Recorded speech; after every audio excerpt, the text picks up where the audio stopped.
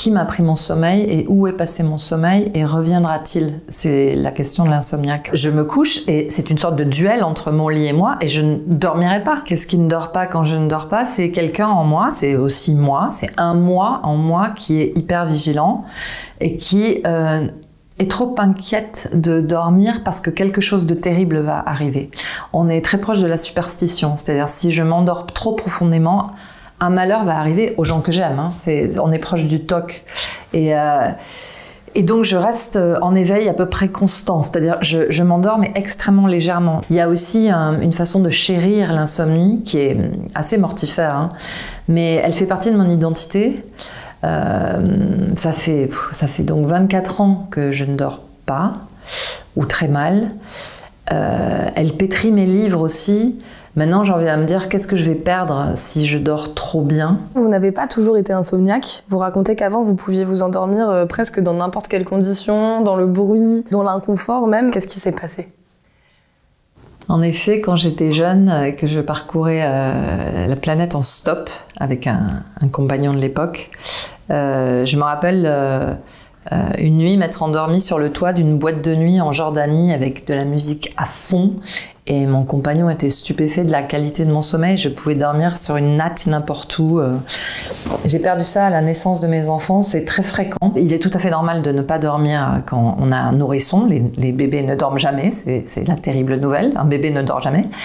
Mais quand il finit par faire ses nuits, moi en tout cas, comme mère, comme parente, j'ai arrêté de faire les miennes. Mon histoire fait que j'ai toujours peur que les enfants se transforment en fantômes. Je suis la sœur d'un petit garçon mort. Mais chacun son histoire, chacune sa... Toutes les familles sont fracassées d'une façon ou d'une autre. Or, dans ces familles-là, il y a aussi des très bons dormeurs. Moi, j'ai travaillé avec des rescapés du génocide contre les Tutsis. Je constatais que parmi les rescapés, il y avait des très bons dormeurs et des très mauvais dormeurs, et c'était une sorte de sinistre loterie. Et moi, avec ma vie de patachon, je ne dors pas. C'est un peu tombé sur ma gueule, quoi. Mais ça aurait pu être autrement. C'est ça, je crois, qui déroute beaucoup la médecine. C'est que la cause de l'insomnie, elle est très compliquée. Et on est tous sous la pression d'être productif, rentable, constamment connectés. On est tous la proie de cette pression contre nos heures de sommeil. On assimile le sommeil à un truc de loser. Et or, le sommeil est une grande sagesse que je n'ai pas. Le seul endroit où je dors très profondément, c'est les avions. C'est quand même pathétique en termes de bilan carbone aussi, mais c'est aussi le seul lieu au monde où je ne peux rien faire, où ce n'est pas moi qui pilote. Le pilote s'occupe de tout. Il y a ce très beau film de Claire Denis qui se passe dans l'espace et où la médecin folle, Juliette Binoche, veut endormir tout le monde à la seringue, High Life ça s'appelle, et où la pilote, en fait, le somnifère lui fait rien. Et elle dit « I'm the pilot, you can't make me sleep ». Et j'ai l'impression d'être tout le temps la pilote, dans mon lit, dans mon malheureux lit. Et bien sûr que si je dors, le monde continuera de tourner, mais il y a un interrupteur permanent en moi qui m'oblige à rester vigilante. Et c'est une catastrophe, en fait. Et je cherche l'interrupteur. Donc l'interrupteur, ça a été l'alcool, ça a été les médicaments, les somnifères. J'ai tout essayé. Il y a un chapitre du livre qui s'appelle « J'ai tout essayé ». J'espère aussi que c'est assez comique parce que dans mon cas, il y a un comique de répétition, quoi. Je me couche et c'est une sorte de duel entre mon lit et moi et je ne dormirai pas. Et l'insomnie va gagner. Pour dormir, effectivement, vous avez tout essayé, les tisanes bonne nuit, l'acupuncture, la psychanalyse, le yoga nidra, la méditation, le jeûne, l'hypnose et tout un tas de gadgets qui vous promettaient l'endormissement. Vous étiez prête à tout, en fait, pour dormir. Oui, j'ai même essayé la Gravity Blanket, qui est une couverture très très lourde, faite sur mesure à mon propre poids, pleine de billes de plomb. Et donc elle est censée vous écraser et vous rassurer.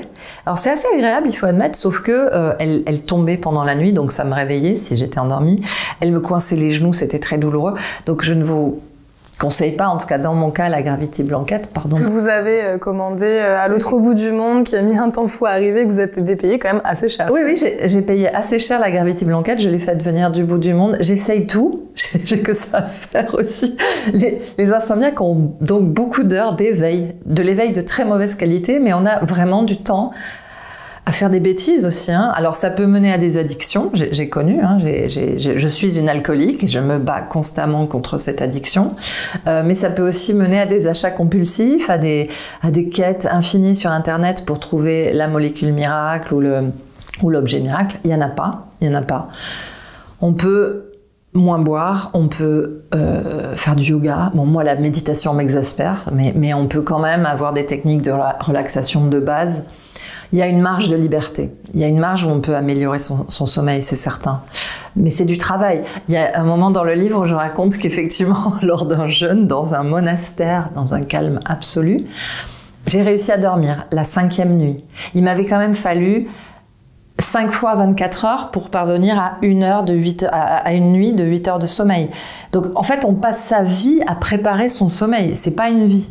J'admire vraiment les gens qui, même très angoissés, j'en connais, posent leur tête sur l'oreiller et s'endorment. Qu'est-ce qu'on perd d'autre quand on perd le sommeil et quel impact ça a sur notre éveil? On perd du temps d'éveil. C'est-à-dire, on croit qu'on gagne de l'éveil, mais on est tellement épuisé qu'il y a beaucoup d'heures de la journée et de la nuit qui partent, on ne sait trop où, dans une sorte de divagation. Mon livre tourne aussi autour de 4h44, qui est l'heure la pire en fait de cette espèce de spirale de l'insomnie, de ressassement infini. On se met en danger aussi. Moi, j'ai pas à conduire un autocar scolaire à 6h du matin. J'ai pas à être sur une grue ou sur un engin de chantier. J'ai pas à tenir une classe aussi à 8h du matin en collège. J'ai une vie de patachon, donc je peux faire des siestes. Donc mon insomnie, j'arrive à la tenir comme un fauve, oui. Mais elle peut vous dévorer, elle peut vous tuer. Il y a des gens qui se suicident d'insomnie. Quand on a la chance d'être écrivaine et d'être publiée et d'être lue, ce qui est une grande chance, on arrive à tisser les phrases avec son angoisse. C'est ce que les Grecs appelaient la catharsis. C'est le bon vieux, le partage de l'angoisse et de l'insomnie, dans ce cas, fait que la charge est beaucoup moins lourde, parce que je trouve des alliés, je trouve des gens qui sont dans le même cas que moi, et à qui apparemment mes livres peuvent faire un peu de bien, et de savoir que je peux aider les autres ou donner un peu la parole à d'autres par le biais de mon livre. Et c'est aussi un livre qui cite beaucoup de gens, à la fois des anonymes et Marguerite Duras qui était insomniaque aussi, etc. Moi, ça allège beaucoup mon angoisse. En ce sens, c'est une angoisse luxueuse parce que je peux la partager. Il y a plein de gens qui n'arrivent pas à partager leur angoisse. Il faut que j'admette aussi que depuis la parution du livre et son relatif succès, je dors légèrement mieux. Ça a des effets de publier des livres et ça m'aide. J'ai perdu le sommeil. Je me suis retournée sur mes pas et il ne me suivait plus. Il s'était détaché de moi et j'errais sans lui dans la nuit. Quel fauve va manger mon sommeil?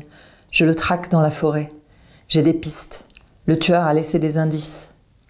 Autrefois, je dormais. Je croyais posséder mon sommeil. Je croyais qu'il me suivait comme mon ombre, qu'il était mon ombre. Le sommeil, croyais-je, est notre moitié. Il est notre moi de refuge, notre moi de secours. Il est nous, en notre absence. Pas dormir, errer sans ombre.